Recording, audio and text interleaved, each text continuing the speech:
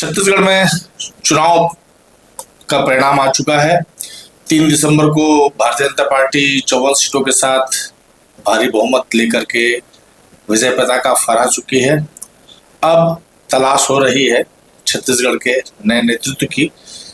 इस नेतृत्व की दौड़ में पूर्व मुख्यमंत्री डॉक्टर रमन सिंह, आदिवासी वर्ग से देखा जाए तो सांसद विष्णुदेव साय और राम विचार नेता, महिलाओं में गोमती साय वे भी सांसद रही हैं।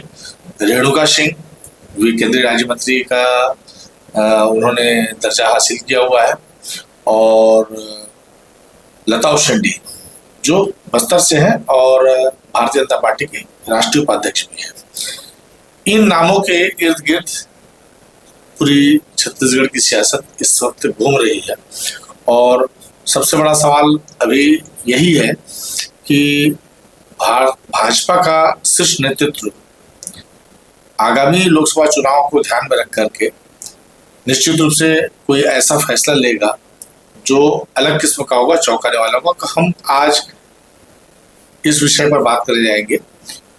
आप इस समय देख रहे हैं सीजे पेट का न्यूज अपडेट और मैं सुरेश महापात्र आपके सामने आज की जो ताज़ा स्थिति है उसको बयान करने के लिए मौजूद हूँ। पिछले 72 घंटे में बहुत कुछ आगे पीछे हुआ है और सत्ता पूरी तरीके से बदल चुकी है, सत्ता की तासीर बदल चुकी है और तासीर बदलते ही तस्वीर भी बदलने लगी है। और भाजपा के जो दो बड़े नेता हैं, जिन्होंने कई बड़े नेता हैं जिनमें से एक राजेश मूणत है, बृजमोहन अग्रवाल है, केदार कश्यप है बस्तर से, इन्होंने साफ साफ संकेत दे दिया है कि आने वाला जो वक्त है वो साफ तौर पर नए तौर तरीकों से काम करेगा। केदार कश्यप ने बस्तर में पत्रकारों से चर्चा करते हुए कह दिया है कि छत्तीसगढ़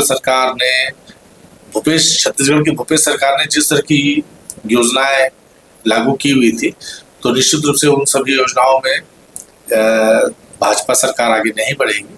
तो यह स्वाभाविक है कि आने वाले समय में बहुत कुछ बदला हुआ दिखाई देगा। बृजमोहन अग्रवाल ने जो कब्जों को लेकर के बात की और तमाम जो चीज़ें हैं उनको की, तो पूरे प्रदेश में बिलासपुर, रायपुर, जगदलपुर तमाम जगहों पे बुलडोजर जो है चलना शुरू हो चुका है और रायपुर के कई इलाकों में पुलिस और नगर निगम की जो टीम है वो पिछले 2 दिनों से कई जगहों पे ठेले खोमचे जहां अवैध कब्जा करके वो व्यापार संचालित करते हैं उन सबको खदेड़ दिया है और उनको उनके सामान जब्त कर लिए हैं और उनमें बुलडोजर चला दिया है। बुलडोजर की नई संस्कृति छत्तीसगढ़ में आ चुकी है और जिन भी लोगों का इस समय बारिश हो रही है और जिन भी लोगों का नुकसान हो रहा है या कुछ हो रहा है तो निश्चित रूप से नई सरकार चुनी गई है तो सरकार अपने हिसाब से काम करेगी, उनके विकल्प भी देखेगी।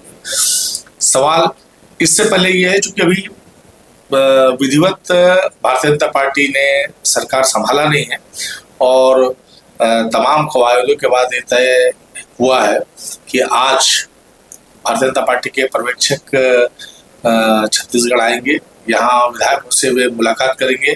संभवतः आज या कल यानी 7 दिसंबर या 8 दिसंबर को छत्तीसगढ़ में विधायक दल की बैठक होगी और इससे पहले केंद्रीय नेतृत्व एक नाम पर मुहर लगा देगा कि छत्तीसगढ़ का मुख्यमंत्री कौन होगा।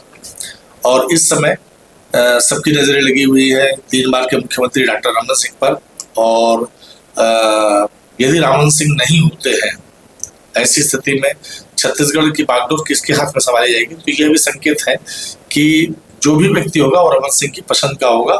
ऐसी स्थिति में एक नाम आ रहा है विष्णुदेव साय का, वे सांसद हैं और सरगुजा से आते हैं और वहीं एक नाम है केंद्रीय राज्य मंत्री रेणुका सिंह का।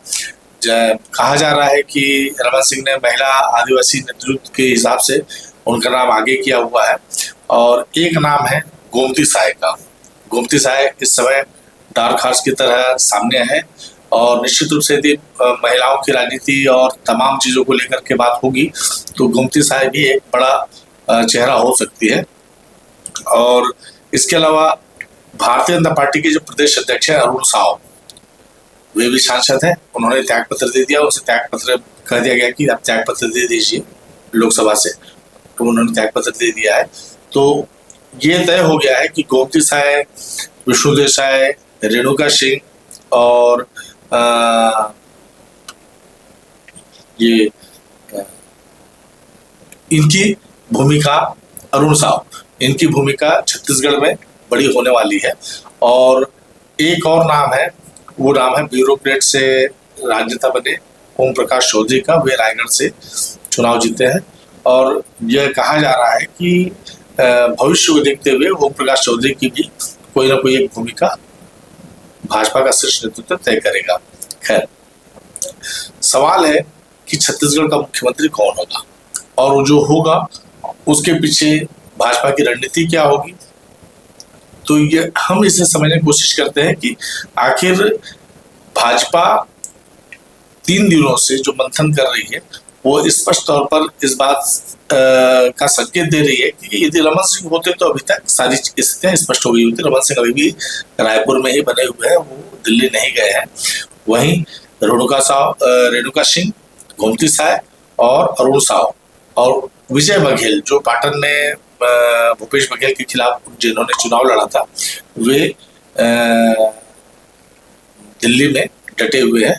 कल उनकी मुलाकात प्रधानमंत्री नरेंद्र मोदी और अमित शाह जी से हुई है और एक बैठक का दौर चला है और ये माना जा रहा है कि भाजपा का शीर्ष नेतृत्व एक नाम तय कर चुका है और ये नाम हो सकता है कि आने वाले समय में राज्य में भाजपा को चौंकाएगा और देश भर में संदेश देगा कि भारतीय जनता पार्टी ने किस तरह से रणनीति के तहत एक नया चेहरा सबके सामने लाया है।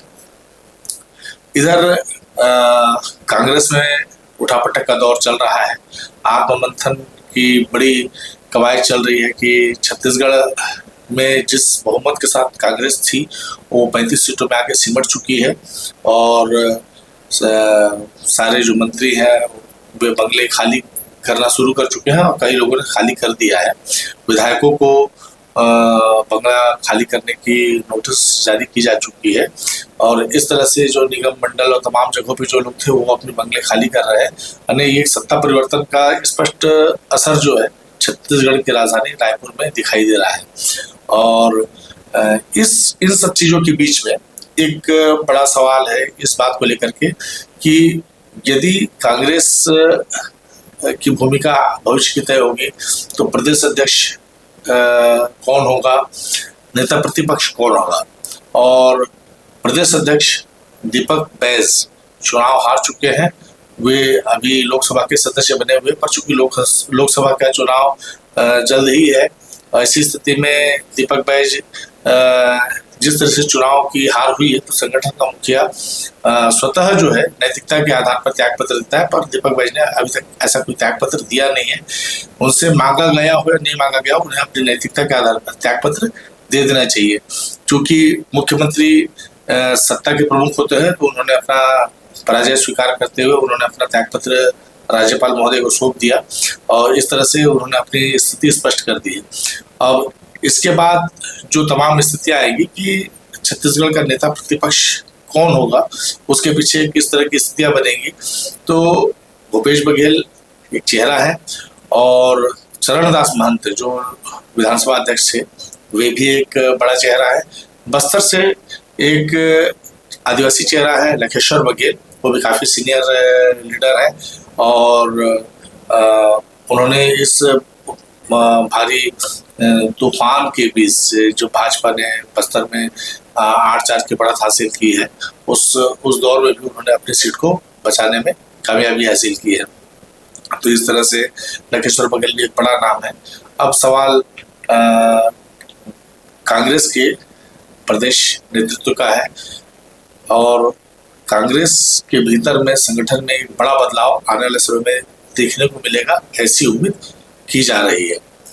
कांग्रेस के भीतर जो मंथन चल रहा है कि ये जो पराजय हुई है छत्तीसगढ़ में बहुमत की सरकार से पूरी तरह से बाहर हो जाना और एक जनादेश है कांग्रेस को विपक्ष में बिठाने का।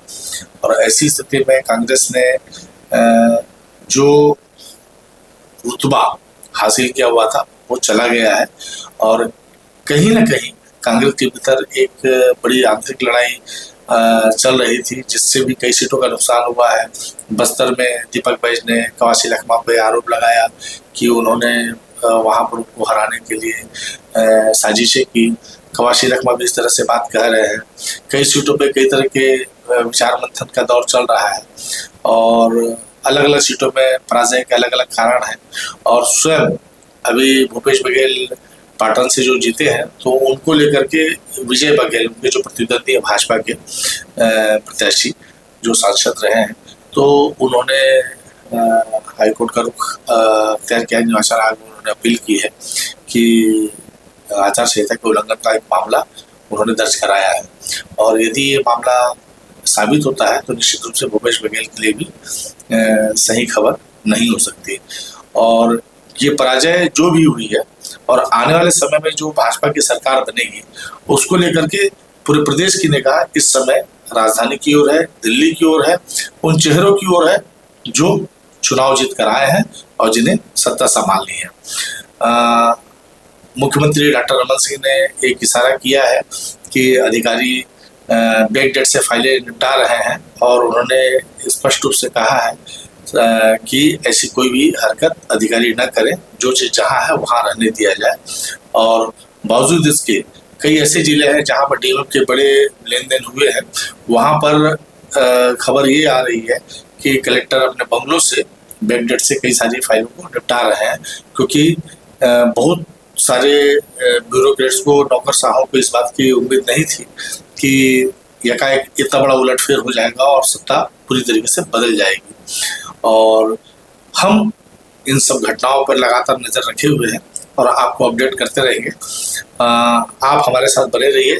यदि आपने सीजी इम्पैक्ट न्यूज़ का चैनल अब तक सब्सक्राइब नहीं किया है तो कृपया कर लें और हमारे जो वीडियोस हैं उसमें लाइक का बटन दबाएं और प्रतिक्रिया जरूर दें, क्योंकि प्रतिक्रियाओं से हमें सलाह भी मिलती है और संबल भी मिलता है। बहुत बहुत धन्यवाद। नमस्कार।